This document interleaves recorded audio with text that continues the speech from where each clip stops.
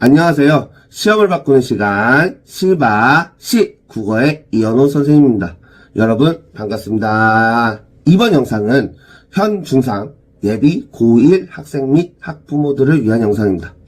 예비 고1 학생 여러분, 고등학교 가면 국어 과목이 어려워진다는 이야기는 많이 들었는데 어떻게 고등학교 국어를 준비해야 하는지 막막하시죠? 제가 얼마 전에 수업을 하는데 중학교 때 성적이 잘 나오던 학생이 고등학교 때 공부를 했음에도 불구하고 성적이 떨어져서 저희 학원에 등록을 했었습니다. 그런데 이러한 경우가 꽤 많아요. 그 이유가 아이들이 중학교와 고등학교 국어를 똑같이 공부하기 때문인데요. 고등학교 때는 지문 자체의 난이도도 높아지고 문법, 문학, 비문학 등 영역이 나눠지면서 공부 방법이 달라야 하는데 중학교 때의 공부 습관을 그대로 가지고 가다가 시험에서 꼬꾸라지는 경우를 많이 봤습니다.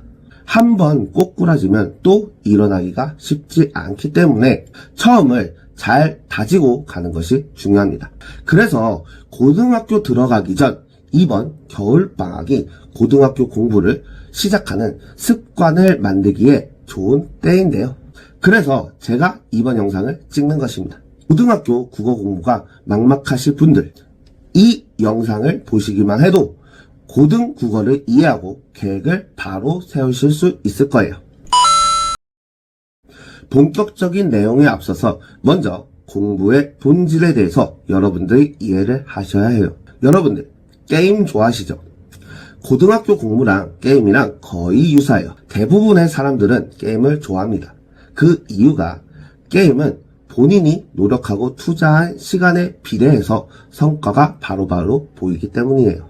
내가 어떤 미션을 완수하면 지금보다 더 좋은 아이템을 받고 레벨업을 하면서 내 캐릭터가 강해지는 모습이 바로바로 보입니다. 그래서 캐릭터를 강화하기 위해 여러분들이 시간과 노력을 점점 많이 투자를 하죠. 이런 것을 공부 전문가들과 심리학자들이 전문 용어로 성공 경험이라고 정의를 하는데요. 공부를 잘하게 되는 핵심 요인이 바로 이 성공 경험이에요. 여러분이 공부가 어려운 본질적인 이유는 내가 공부를 해도 성적이 오르거나 내가 발전한다는 느낌이 들지 않기 때문입니다. 즉, 성과가 안 나와서 그래요. 성공해본 경험이 없으니까 내가 될까 하는 의심 때문에 공부를 오래 하지를 못해요. 즉, 여러분이 이번 시험 그냥 보지 뭐 하는 이런 마음가짐이 아니라 이번 시험 나는 반드시 성적을 잘 받을 거야 하는 확신의 마음가짐이 먼저예요. 이 성공 경험 하나가 또 다음 시험의 성공과 유기적으로 연결되기 때문이에요. 여러분들이 공부를 잘하기 위해서는 이러한 사소한 성과가 굉장히 중요합니다. 그러기 위해서는 그것을 이루기 위한 공부 계획이 선행되어야 합니다. 체계적인 공부 계획이나 국어에 대한 이해를 바탕으로 하지 않는데 어떻게 성과를 낼 수 있겠어요? 그럼 지금부터 선생님이 학생들 시험 성적을 올린 경험을 바탕으로 어떻게 공부해야 하는지 확실하게 잡아드리겠습니다. 고등국어에 대해 먼저 설명을 하고 시작할게요. 고등국어는 크게 두 가지인데요. 첫 번째, 수능 국어와 두 번째, 내신 국어입니다. 많은 학생들과 학부모들이 중3 정도 되면 수능과 내신이 뭔지는 기본적인 내용은 아실 거예요. 그럼에도 불구하고 여기서 수능, 내신이란 단어를 처음 들어보시는 분들도 있으실 거예요. 간단히 말해서 수능 국어는 전국의 학생들을 대상으로 시험을 봐서 등급을 매기는 시험이고 내신 국어는 자신의 학교 내에서 등급을 가리는 시험입니다. 수능은 세 가지 파트로 나뉘는데요. 첫 번째, 독서, 두 번째, 문학, 세 번째, 선택 과목입니다. 선택 과목은 언어의 매체와 화법과 작문 두 가지 영역이 있어요. 문학은 시나 소설 같은 것들, 독서는 여러분들이 많이 읽으셨던 그 비문학 지문들, 화작은 쉬운 상황 지문 같은 것들입니다. 내신은 중학교와 유사하게 중간고사, 기말고사를 학교별로 보는 것이죠. 학교에서 등수가 갈립니다. 내신은 출제 경향이 학교마다 달라서 평균적으로 말씀드리기가 어려워요. 그리고 지역마다도 다른 게, 특히 대치동이나 목동처럼 학군지 학교 같은 경우에는 문제 난이도가 굉장히 어렵습니다. 이렇듯 내신은 학교별, 지역별로 학교 시험의 편차가 심합니다. 하지만 결국 내신 시험은 학교 선생님들이 출제하시는 것이기 때문에 교과서와 선생님들의 말씀, 주시는 프린트물, 관련 외부 지문 등을 자세하고 성실하게 볼 줄 알아야 하고, 국어의 기본기, 여기서 국어의 기본기는 독해력을 말합니다. 독해력을 길러야 이길 수 있는 게임입니다. 물론 이 독해력이라는 것은 내신뿐만 아니라 고등 국어의 핵심이에요. 수능에서도 반드시 필요하죠. 성공적인 입시를 위해서 우리는 어떻게 해야 할까요? 내신과 수능을 같이 준비해야 합니다. 너무 많은 것 같다고요? 아닙니다. 결국 내신에서 배운 공부가 수능으로 이어지기 때문에 내신을 잡으면서 수능 공부를 같이 하는 것이 가능합니다. 제가 이 영상에서 어떻게 해야 하는지 말씀드리겠습니다. 문학, 문법, 시조, 끝. 이게 전부입니다. 여러분들이 쉽게 공부할 수 있도록 선생님이 범위를 확 줄였어요. 이것만이라도 제대로 하면 고1 국어는 전혀 문제 없습니다. 그러면 지금부터 선생님이 문학, 문법, 시조 이 세 가지를 강조하여 어떻게 앞으로 준비하고 공부를 해야 되는지 그 방법들을 자세하게 설명하겠습니다. 다음으로 공부해야 하는 것이 문학에 사용되는 판단 기준입니다. 이 판단은 간단합니다. 있다, 없다에 대한 판단입니다. 시험을 보면 문제에 선택지라는 것이 나오잖아요. 걔네들은 보통 어떻게 구성되어 있는가? 뭐가 있다? 뭐가 없다? 그로 인한 효과가 있다, 없다. 뭐 이런 식입니다. 그럼 우린 이걸 판단해야 하는 거잖아요. 예를 들어 서리법이 쓰였다 라는 간단한 예시를 들어볼게요.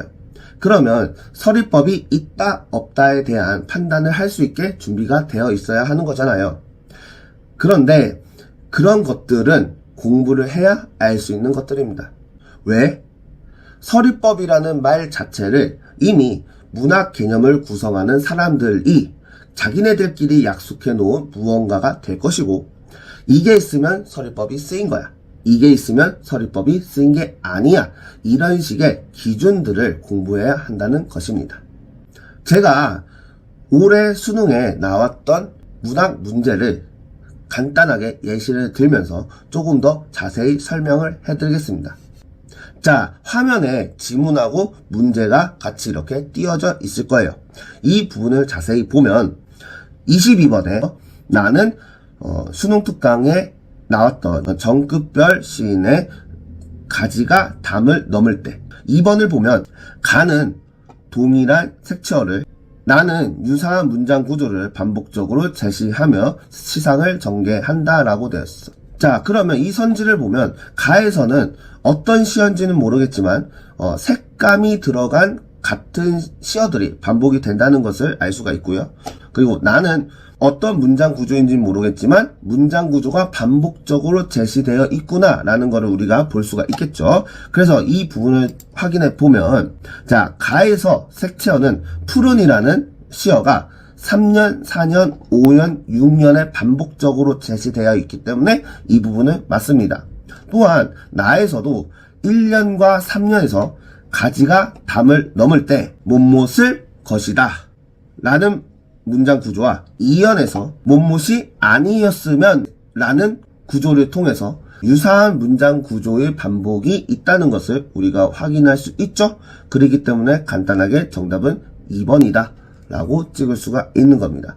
자, 그러면 우리가 여기서 확인을 한번 해볼 것이 색채어가 무엇인지, 그리고 유사한 문장 구조라는 것이 어떤 식으로 되어 있으면 유사한 문장 구조인지, 어떤 식으로 되어 있으면 유사한 문장 구조가 아닌지, 그런 거에 대한 거를 우리가 판단을 할 줄 알아야 된다는 것이죠. 이 문학 개념 학습을 왜 해야 하냐면 수능에서 표현상의 특징을 물어묻은 문제가 한 문제씩 꼭 나오는데 이것은 수능뿐만 아니라 내신에서도 마찬가지입니다. 내신은 수능 모의고사 문제보다 훨씬 더 많은 문제들이 이러한 표현상의 특징을 물어보는 문제들이 출제가 돼요. 이러한 기준 학습 후에 결과적인 판단을 직접 할 수 있는가 없는가를 실제로 물어봅니다. 또한 내신에서도 학교에서 공부하지 않았던 외부 작품을 내고 판단을 시키는 문제가 꼭 출제가 됩니다. 교과서 안에서만 출제를 한다고 해도 보기 지문이나 선택지에서 외부 작품이 반드시 나옵니다. 그러면 판단할 수 있는 기준을 우리가 알고 있어야 정확한 판단이 됩니다. 제가 여기서 집에서 혼자 공부하기 좋은 문학 개념 책을 몇 권 추천해 드리면 천재출판사에서 나온 명강사 백인의 지혜를 담다 라는 책이 있습니다. 이 책은 문학 개념이 친절하게 자세히 설명되어 있고요.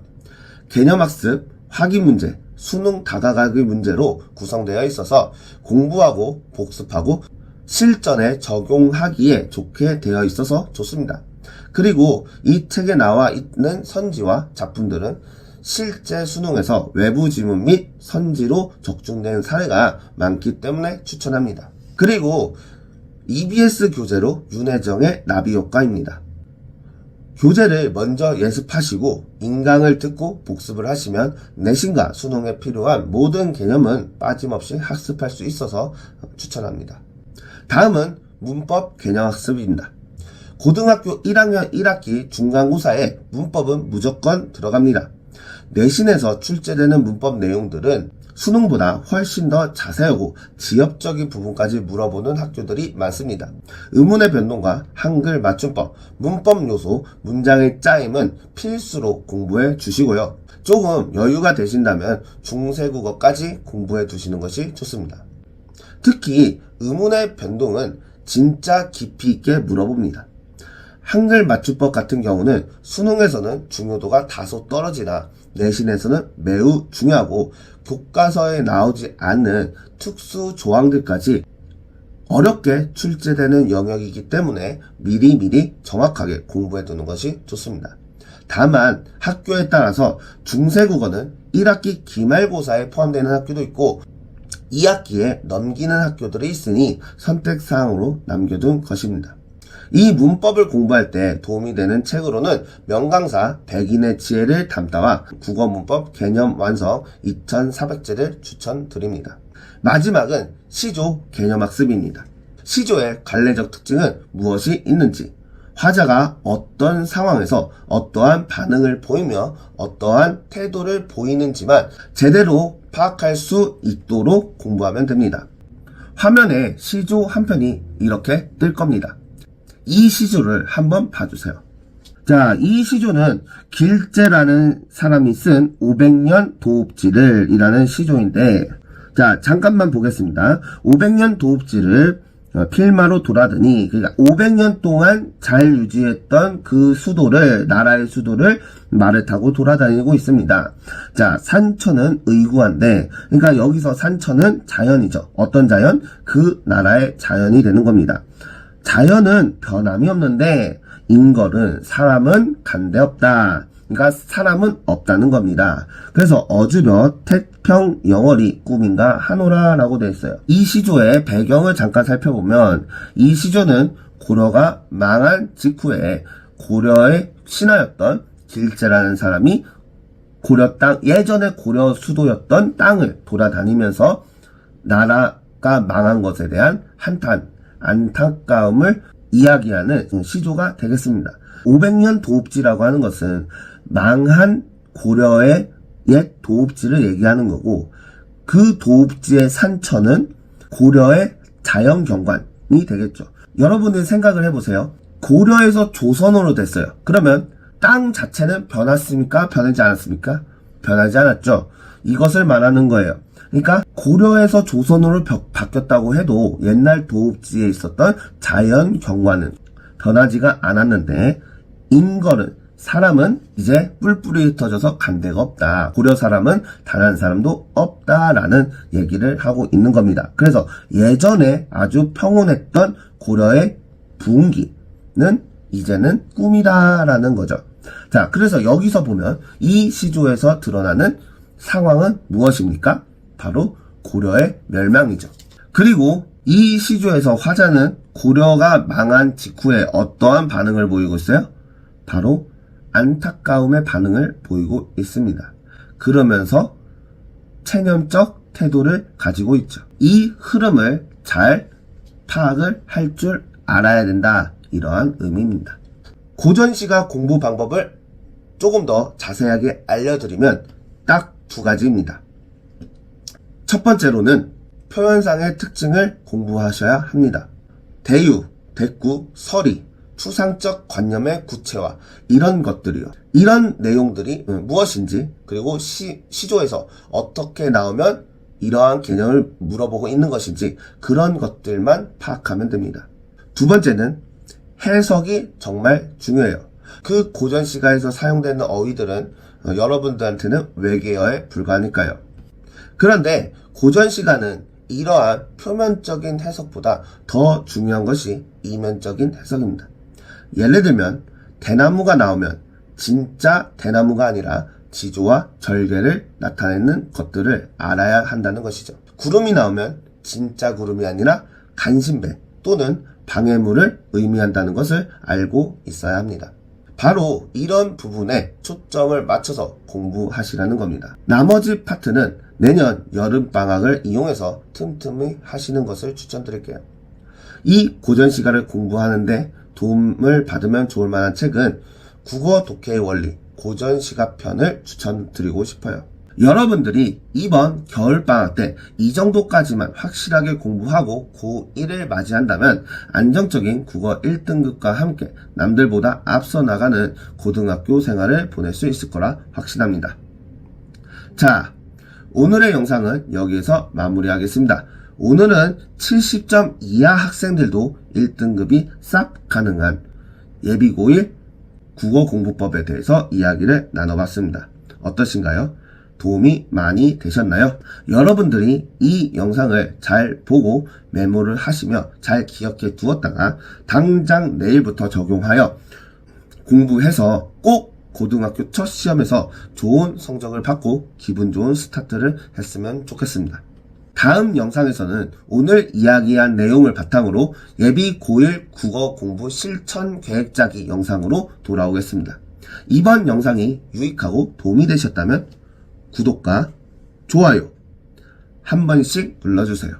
여러분들이 구독과 좋아요를 눌러주시면 제가 앞으로 더 좋은 영상을 제작하는데 큰 힘이 됩니다. 여러분, 다음 영상에서 만나요. 안녕.